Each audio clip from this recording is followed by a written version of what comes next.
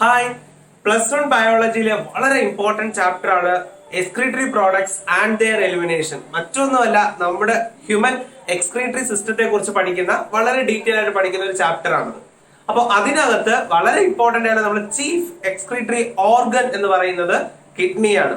അങ്ങനെയെങ്കിൽ കിഡ്നിയുടെ സ്ട്രക്ചർ എങ്ങനെയാണ്, അതിന്റെ പാർട്സ് എങ്ങനെയാണ്, ഇതൊക്കെ ആയിരിക്കും നമ്മൾ ഇന്നത്തെ ക്ലാസ്സിൽ ഡീൽ ചെയ്യുന്നത്. അതിനോടൊപ്പം തന്നെ ആദ്യമേ പറയട്ടെ, നമ്മുടെ എക്സ്ക്രീഷന്റെ ബേസിസിൽ നമ്മൾ സാധാരണ ജീവികളെ 3 കാറ്റഗറി ആയിട്ട് നമ്മൾ ഡിവൈഡ് ചെയ്യാറുണ്ട്.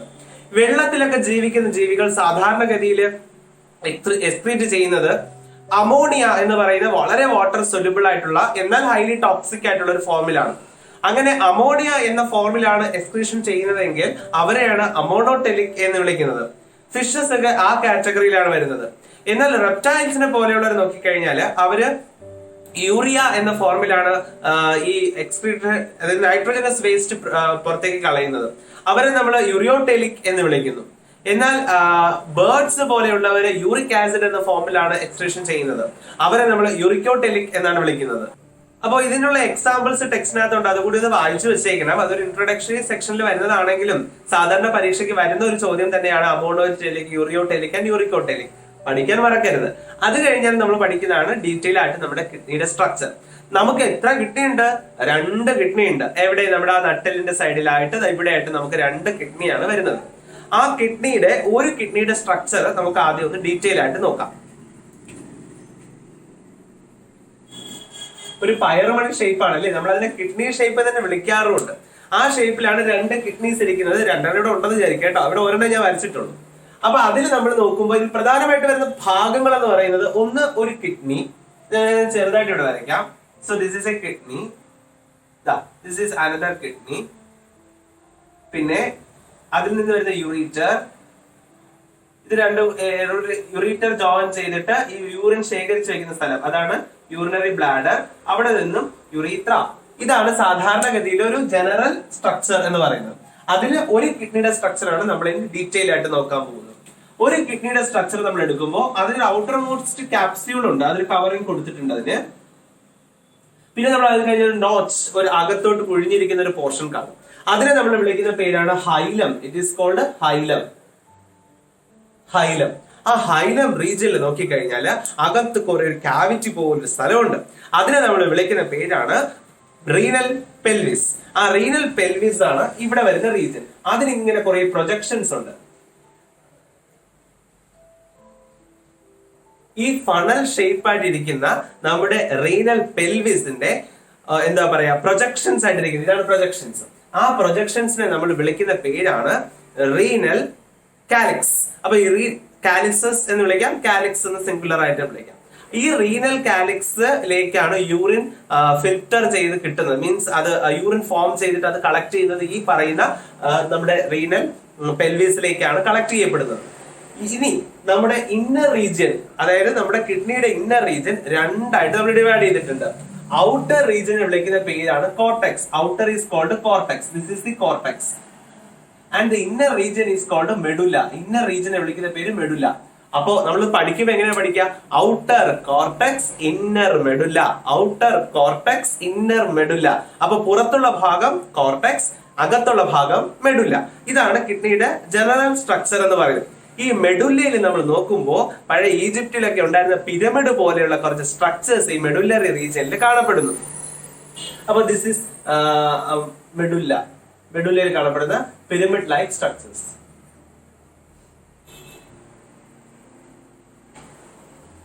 ഈ പിരമിഡ് ലൈക്ക് സ്ട്രക്ചേഴ്സിനെ വിളിക്കുന്ന പേരാണ് മെഡുലറി പിരമിഡ്സ് എന്ന് വിളിക്കും. Medullary pyramid. ഈ മെഡുലറി പിരമിഡ്സിന് ഇടയിലും കുറച്ച് റീജിയൻസ്, മെഡുല റീജിയൻസ് ഉണ്ട് അല്ലെ, മെഡുലറി റീജിയൻസിന്റെ ഇടയിലും ഉണ്ട്.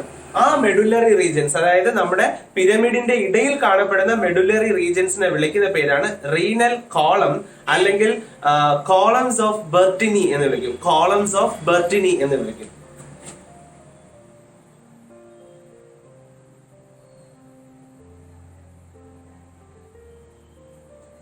സോ അത് ഈ പിരമിഡിന്റെ ഇടയിൽ കാണപ്പെടുന്ന മെഡുല റീജിയനിലെ അതിനെ വിളിക്കുന്ന പേരാണ് കോളംസ് ഓഫ് ബെർട്ടിനി. സോ ഇതാണ് നമ്മുടെ സാധാരണ ഒരു കിഡ്നിയുടെ സ്ട്രക്ചർ. ഒന്ന് നമുക്ക് വേഗം ഒന്ന് ബ്രീഫ് ചെയ്യാം. അതിന്റെ ഔട്ടർ മോസ്റ്റ് കവറിംഗ് എന്ന് പറയുന്നത് ഒരു കാപ്സ്യൂൾ ആണ്.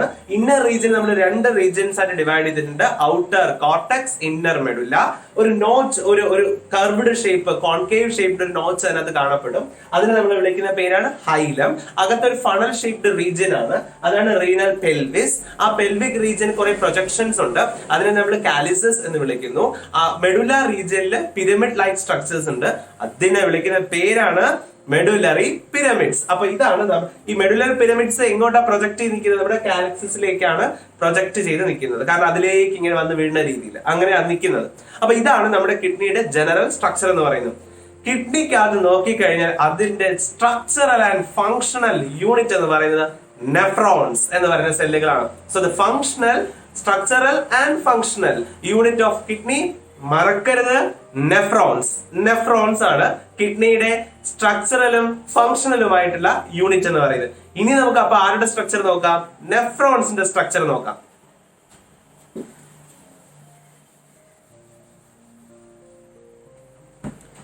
നെഫ്രോൺസിന്റെ സ്ട്രക്ചർ എടുക്കുമ്പോൾ നെഫ്രോൺസിന് ജനറൽ ആയിട്ട് 2 റീജിയൻസ് ആണ് വരുന്നത്.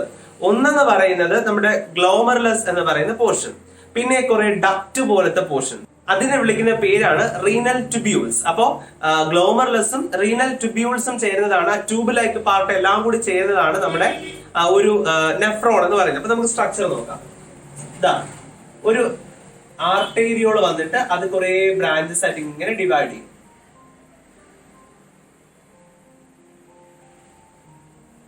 ഇത്രയേ ഉള്ളൂ നമ്മുടെ ഗ്ലോമർലസ് എന്ന് പറയുന്നത്. കുറെ ബ്ലഡ് വെസൽ വന്നിട്ട് കുറെ ബ്രാഞ്ചസ് ആയിട്ട് ഇങ്ങനെ ഡിവൈഡ് ചെയ്ത് പിന്നീട് അതെല്ലാം കൂടി ജോയിൻ ചെയ്ത് പുറത്തേക്ക് പോകുന്ന രീതി, ഇതിനെയാണ് നമ്മൾ ഗ്ലോമർലസ് എന്ന് വിളിക്കുന്നത്.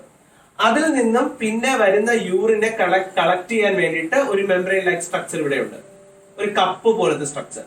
പിന്നെ അതിന് കുറെ ട്യൂബ്.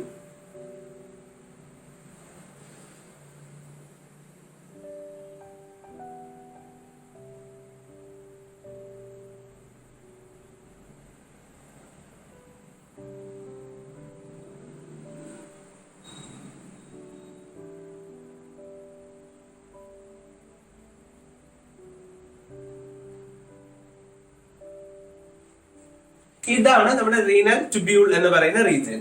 അപ്പോ ഈ കപ്പ് ലൈക്ക് സ്ട്രക്ചറിനെ നമ്മൾ വിളിക്കുന്ന പേരാണ് ബൊമാൻസ് കാപ്സ്യൂൾ എന്ന് വിളിക്കും.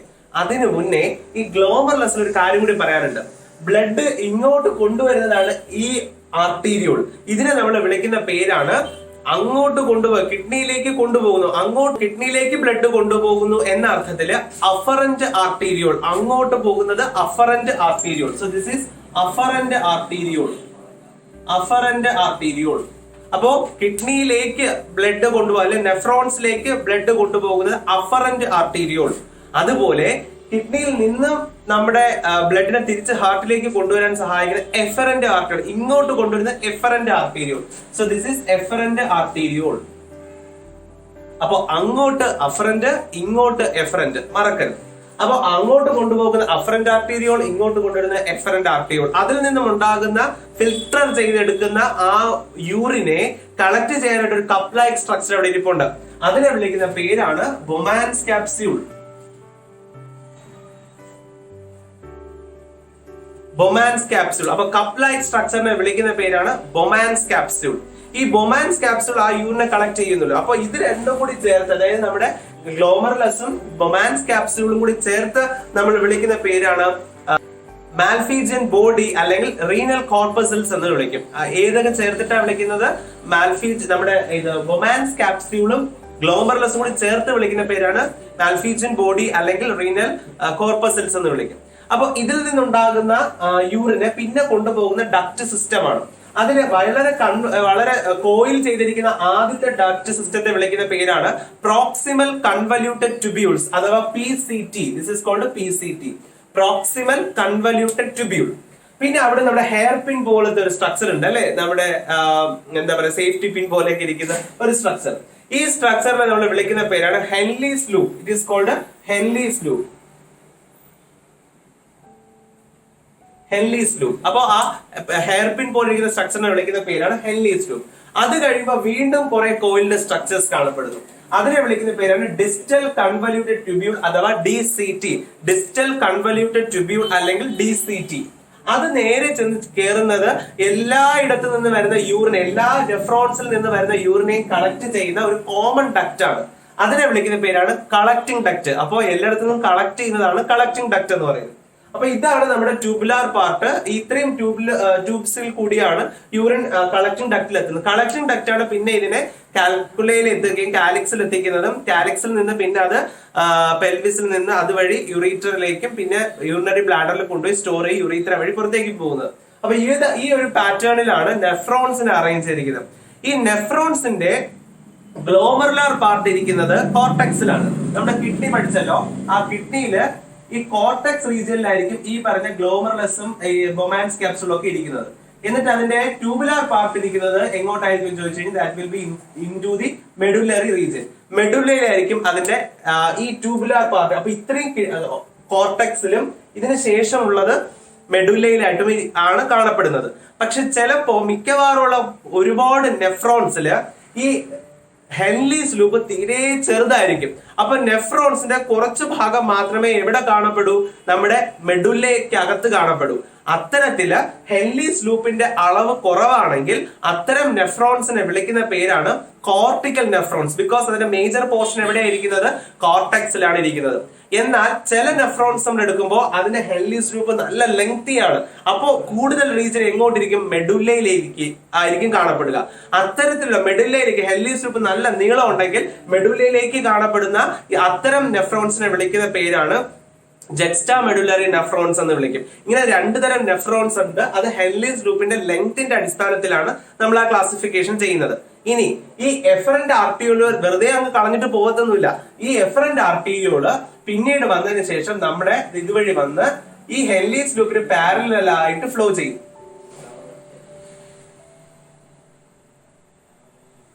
പാരലലി ഫ്ലോ ചെയ്യും. DCT നമ്മുടെ ഹെൻലീസ് ലൂപ്പിന് പാരലലായിട്ട് ഫ്ലോ ചെയ്യുന്ന ഈ ഡക്റ്റിനെ നമ്മൾ വിളിക്കുന്ന പേരാണ് vasa recta. It is called vasa റെക്ട.